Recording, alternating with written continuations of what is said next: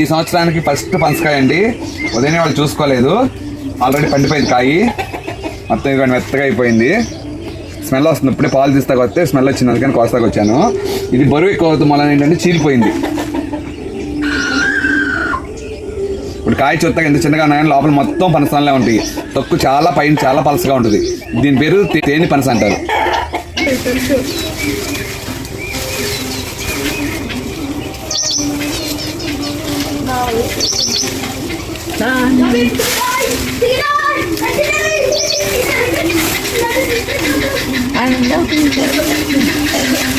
ఇది బ్రౌన్ జాంకాయ అండి.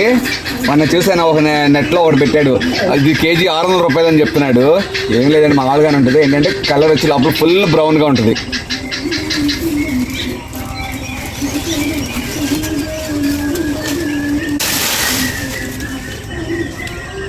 వచ్చి జాంకాయ నేను దానిమ్మకి క్రాస్ చేస్తే ఎలా ఉంటుందో అలా ఉంటుందండి కాయ. ఈ సంవత్సరం ఫస్ట్ పనసకాయ కాస్తుందండి, కోసుకుందాం. దానికి ఏం చేయాలి, ఫస్ట్ లైట్గా కొబ్బరి నూనె చేతులు రాసుకున్నాం అంటే మనకి అది సొన అంటదు. జస్ట్ కత్తికి కూడా కొంచెం లైట్గా కొబ్బరి నూనె రాసుకుందాం.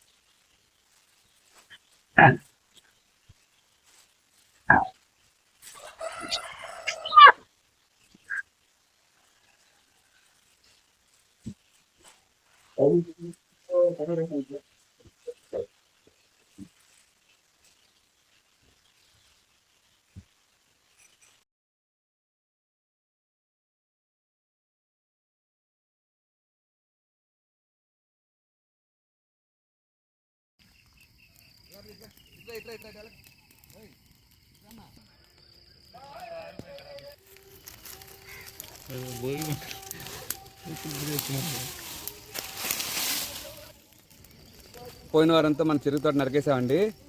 కానీ పక్కన మనకు చెరుకు తోట ఉంది కాబట్టి రాత్రి పూట పెడితే బాగా అంటుకుంటుంది. కానీ చెరుకు తోట అంటుకు పోయిందని మనం డబ్బులు కట్టాలి. అందుకని పొద్దున్న 4 లేచి మంట పెట్టేస్తున్నాము. ఇలా బాగా అంటుకుపోతుంది. అదే సాయంత్రం పూట పెడితే మొత్తం ఒకే అరగంటలో మొత్తం ఒక చేనంతా తగలబడిపోద్ది. ఇప్పుడు అయితే 1-2 గంటల పైన పట్టుద్ది, అయినా మొత్తం తగలబడదు.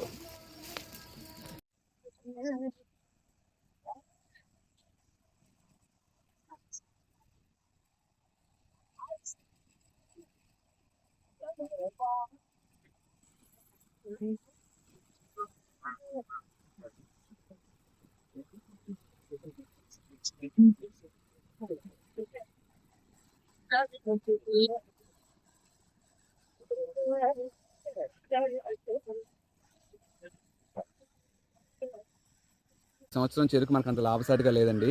అందుకని 4 years కూడా అయిపోయింది. అందుకని తీసేసాం ఈ సంవత్సరం చెరుకుని. నేను రొటివేటర్ పెట్టి మొత్తం దున్నిచ్చేసాను. మన కట్టలు వచ్చి 4 అడుగుల కట్టలు కదా, కొంచెం పెద్దగా ఉంటాయి.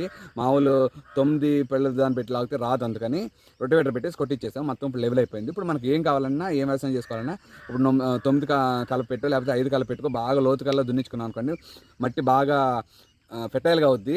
ఎండ వచ్చి పురుగులు అన్నీ కొంచెం బాగా డెవలప్ అయ్యి మనం ఏ పంట వేసినా బాగా వస్తాయి. ఇప్పుడు వరి వేసుకున్నాం అనుకోండి, చాలా బాగా పండుద్ది. ఎందుకంటే ఆల్రెడీ చెరుకు ఉన్న మాన్యూర్ అంతా దానికి యూజ్ అవుద్ది. చూసారు మట్టి కూడా ఎంత నల్లగా ఉంది. ఇప్పుడు